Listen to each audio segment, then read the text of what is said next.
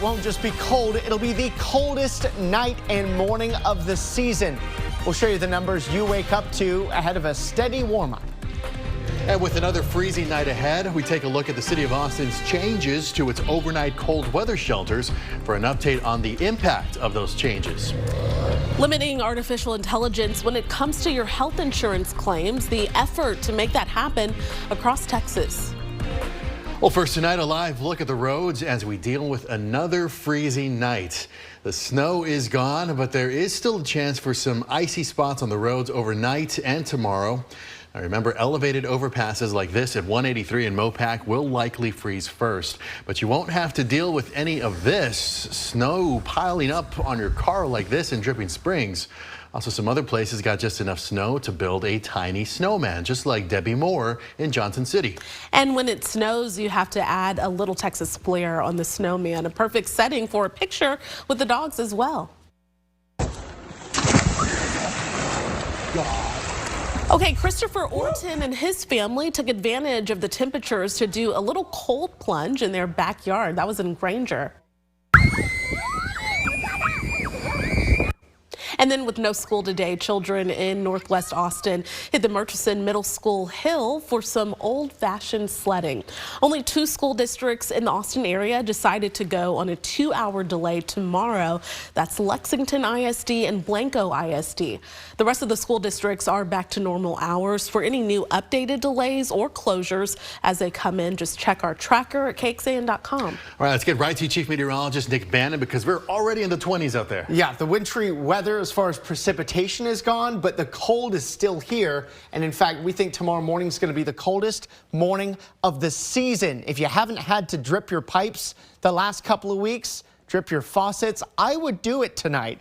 We're already at 26 in Austin, already seeing some teens showing up, and we've got clear skies overhead, which is one of the main ingredients in radiational cooling, which can maximize the cooling on any given night. And we've also got very light to, at times and in places, calm winds. So this all comes together to drop us down to 20 in Austin tomorrow morning. And this may be one of the warmer spots under that clear sky. You can see a lot of teens outside of the city to begin your Wednesday. Any light wind added to this would only make it feel like the single digits in some places here tomorrow. So coming up in First Warning Weather, we'll keep tracking this coldest night of the winter ahead of slow warming that you will actually start to feel tomorrow afternoon, and a wet pattern setting up just as we've warmed up enough to not see any additional wintry weather. Well, the winter storm we had today brought several inches of snow in other parts of the country that don't usually see snow at all. Several airports in Texas, Louisiana, Mississippi, Alabama, and Florida were forced to close today because of the wintry conditions. Roads were also hard to navigate because of the snow. And look at this, the snow falling over parts of South Carolina. This is how it looks in Myrtle Beach right now. That is not sand, that is snow right next to the water. All right, Nick, thank you so much. Austin Travis County EMS says there have been 2 presumed weather-related deaths since yesterday, both believed to be from hypothermia outdoors. And with tonight's temperatures, the city of Austin has its overnight cold weather shelters open once again. And as KXAN's Grace Reeder explains, that's where the mayor has put most of his attention. The city of Austin has 6 recreation centers open right now to shelter people from the dangerous cold, according to Mayor Kirk Watson. He toured the overnight cold weather shelters Monday. We even had Austin Public Health here yesterday so that people that wanted to get a flu shot, they were able to get a flu shot. We have community care at the different shelters, and we also have integral care there at the shelters to provide help. As of Tuesday morning, the mayor says 550 people have utilized the overnight cold weather shelters. That's the highest number the city has seen this year and is only expected to go up Tuesday night. That's a sign of success, although I wish we were able to get everybody, because I don't want anybody sleeping in this weather. Part of the reason the city thinks they've seen an uptick in people taking advantage of this resource, we've really improved and intensified our communication methods, is that they've made changes this winter to how they operate. That includes notifying people they're opening the shelters sooner and simplifying the threshold for when the shelters activate. If you're going to do this, let's do it with some common sense. And I got to tell you, it's really working. If you go in there right now, just something as simple as having good, decent coffee, having, you can watch a movie while you're waiting. Just the humanity of the situation, we're paying attention to it. Grace Reader, KXAN News. And even though the registration period for the shelters is now over, there is still an after-hours shuttle that's stationed at One Texas Center tonight should people find themselves needing some help. That after-hours shuttle is one of the changes the city made this winter. And going in depth, the Austin-Travis County biannual point-in-time count of the homeless population is taking place this Saturday night. ECHO, the Ending Community Homelessness Coalition, assembles hundreds of members and volunteers to physically count the homeless population and get information from them through a survey. ECHO tells us they still could use about 400 more volunteers. You can sign up to count in an area near you. There are going to be some virtual training opportunities this week. Texas will play a key role in the advancement of artificial intelligence. Today, President Donald Trump announced the creation of a new company called the Stargate Project. It's a joint venture with OpenAI, Oracle, and SoftBank. The three will invest $500 billion in AI infrastructure over the next 4 years. Oracle's co-founder, Larry Ellison, said work has already started on 10 data centers in Texas, including in Abilene, and plans for expansion in other locations. One of the goals is to one day cure diseases like cancer. So imagine early cancer detection, the development of a cancer vaccine for your particular cancer aimed at you, and have that vaccine available in 48 hours. This is the promise of AI and the promise of the future. And OpenAI says the Stargate project will support the reindustrialization of the United States and provide a strategic capability to protect the U.S. and its allies. This legislative session, artificial intelligence is on the minds of many Texas lawmakers. There are already several bills that have been filed having to do with regulating AI in different ways. KXAN's Sarah Alsheh explains one bill aimed at your personal health insurance claims.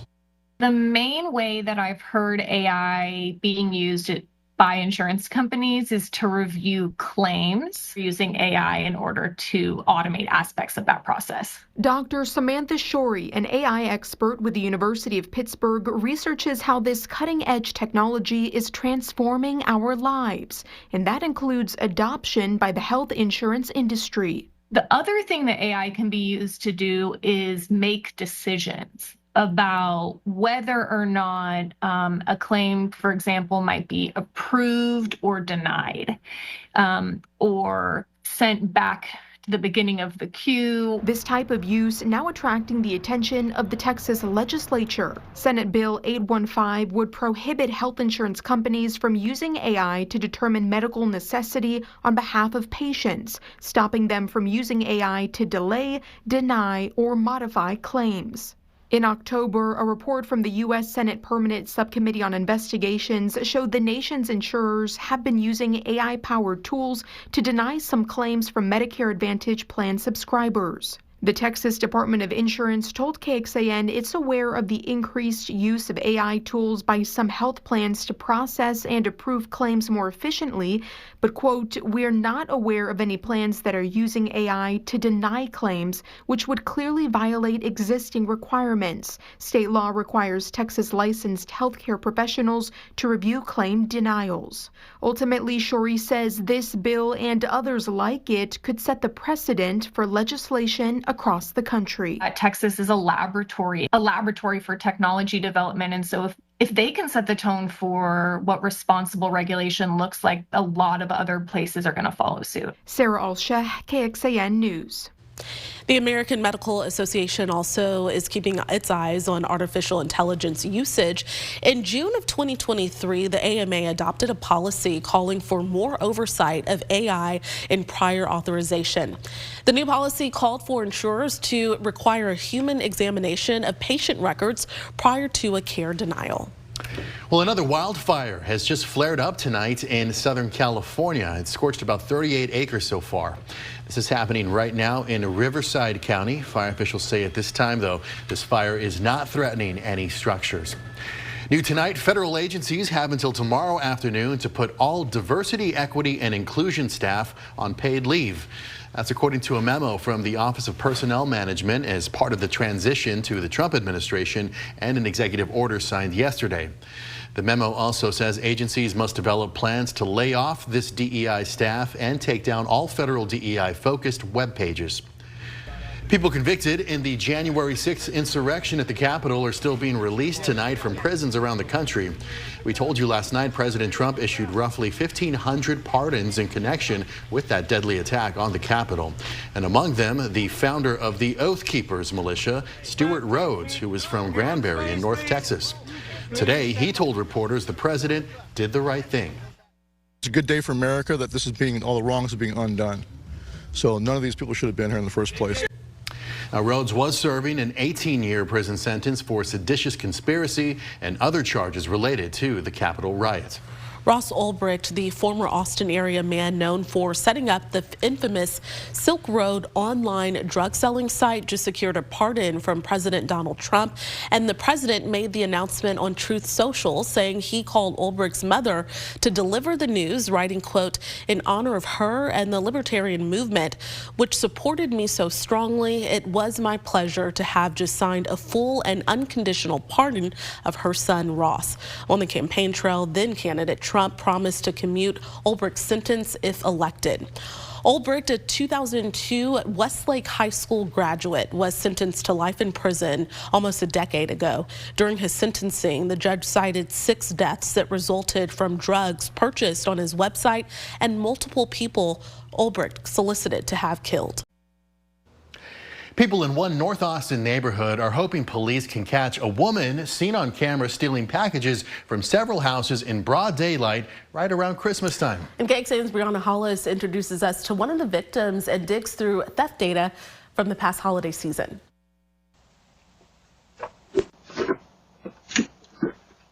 This scene played out on Christmas Eve on Evan Dorshorst's front porch. He was out of town at the time. So the timeline was the package was delivered at around 5:30 p.m. and then the porch pirate came and took it at just after 5:50, and then my dog sitter showed up at 6 p.m. The woman took a package full of dog food and medicine, totaling around $250, Dorshorst said. He got a refund, but his concerns quickly pivoted to his neighbors after his dog sitter told him he wasn't the only one experiencing this. Hey, I saw this post on Nextdoor. You should reach out because it looks like the same person. 2 other people reached out to us with doorbell cam videos appearing to show the same woman stealing packages. Dorshorst says one of the neighbors filed a police report and they're waiting to hear back. It's difficult to track, so it's definitely an uphill battle. Austin 311 received a total of 92 package theft reports in November and December, including 8 in the same zip code as Dorshorst. Austin police provided KXAN with additional data on mail thefts, which package thefts would fall under. APD got nearly 400 reports. What's the solution of this? How do we take care of it? Dorshorst says he doesn't know the best answer to that question, but he knows where he is going to start. I think what I landed on is just trying to be as good of a neighbor as possible. Brianna Hollis, KXAN News. And according to APD data, the fewest number of holiday package thefts happen downtown. But police also point out how package thefts are often underreported and urge you to let them know if something you ordered is swiped from your doorstep. All right, we're going in depth. Some cities do offer alternative places for you to have your packages shipped. Round Rock PD runs Operation Front Porch during the holiday season, where you can get your packages delivered directly to the police station. In November and December, they say about 50 people used that service. Okay, so we got a little snow here. Southeast Texas, though, had a historic weather day, the most snowfall in Houston in more than half a century. Reports say 3 to 4 inches fell in downtown Houston. The winter storm stranded travelers at both airports and schools were canceled. And at one point, nearly 19,000 CenterPoint Energy customers lost power, but the company says crews have restored most of it now. All right, so how do we do here in terms of snow, Nick? Well, in those sort of terms, it was the most snow we've had in about 3 years. Not nearly as impressive for as them, but hey, it was something, right? We got most of us a coating to an inch of snow. Officially at Austin's Camp Mabry, 4/10 of an inch of snow, so just under half an inch. It was our snowiest day since that mid-February storm of 2021 that we all remember, not necessarily so fondly, with the 6.5 inches of snow that came on February 14th and 15th. The highest totals we had here locally, according to the National Weather Service numbers that they sent out, 1.2 inches in Lockhart and Caldwell County, and most of our 1-inch totals or above were in our eastern counties. Generally speaking, it was 1 inch or in many cases much less in the metro. The storm that moved through is still moving through the southeastern U.S. now. It is snowing 1 inch per hour in Myrtle Beach right now, as we mentioned, and we just showed you that earlier in the newscast. For us, behind the storm, clear skies, still a little bit of snow on the ground, and we're going to stay clear through the night and through the day tomorrow. Very sunny. Tomorrow night, we do get some clouds to come in during the evening, but they're already out by the time we get into Thursday, and then Thursday's another very sunny day. No shortage of sun the rest of the work week, with more sun to come on Friday. The big story right now is less so the storm, more so the cold. 26 is where we are now in Austin, and we expect our overnight lows will be the coldest they have been since last winter. We get down to 20 in Austin here tomorrow morning. There will be a lot of spots in the teens. That doesn't even include the wind chill, although not a lot of wind, but even a little bit would be very annoying and certainly make it feel closer to single digits. Highs in the upper 40s to near 50. With the cold and minimal wind chills taking us down to 5 to 15 degrees with the slight wind that we could get. Another cold weather advisory. This one wraps up here at noon tomorrow. Probably our last cold weather advisory here, given this recent stretch of wet and at times wintry weather. So don't forget, before you go to bed, people, pets, plants, and pipes. And if you haven't had to drip your faucets lately, I would drip that faucet here tonight, because it is going to be our coldest night of the season. You want to make sure that the water doesn't freeze in your pipes tonight. So 20 tomorrow morning, 44 by noon, 50 in the afternoon, feeling colder than that all day. But tomorrow's afternoon high of 50 is actually going to feel pretty good compared to the last few days. 53 Thursday, 59 on Friday. Rain chances start to creep in second half of Saturday and into Sunday, and potentially another round comes in Monday into Tuesday of next week. Still, the overall rain chances are on the low end, with Sunday being the highest rain chance, but it is a sign of a wetter pattern to come. Looks like a 1/4 inch or less for most, 1/4 inch or more for our eastern counties. Hopefully we can trend those amounts up, because the little wintry precipitation we got certainly not going to help our lakes. Here's a look at our first warning weather 7-day forecast. You see those 50s turning to 60s for just one day on Sunday, and then back down in the 50s for early next week. This is KXAN Sports, brought to you by Thomas J. Henry. No, they're all big at this point for the Longhorns, trying to dig out of that 1-4 SEC start and fight to build that tournament resume. Tonight, a chance for a top 25 win. Hasn't happened this year. Number 22, Missouri in town. Arthur Kaluma, the 3. Longhorns didn't score a field goal for more than 8 minutes, and then they go on a little flurry. Trey Johnson, the 3. Texas up by 10. Missouri runs off 5 in a row. So the Longhorns at the end of the half do this. Julian Larry to Jason Kent for the slam, 7-point game. Second half, though, here comes Missouri. Tamar Bates with the slam. Bates actually signed with Texas under Shaka Smart. Went to Indiana. Now Missouri Tigers have the lead, but here comes Texas. Down by 1 inside of 3.5.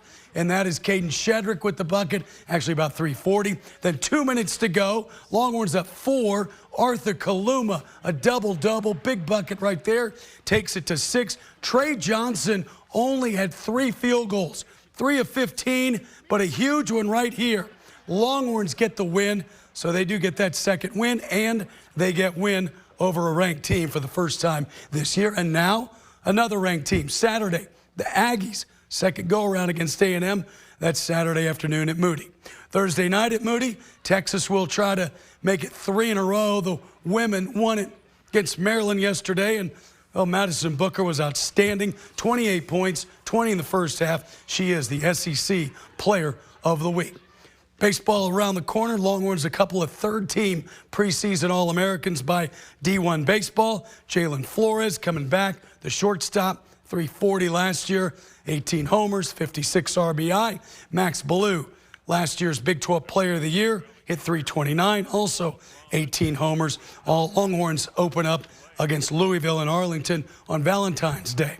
All right, to Big League Baseball, and it finally happened for Billy Wagner. He's been on the ballot for 9 years, missed by a few votes last year. Today, over the hump. Final time on the ballot for the Hall of Fame, and with 9 years of his 16 in Houston and those 225 of his 422 saves, it was an emotional Wagner after the announcement.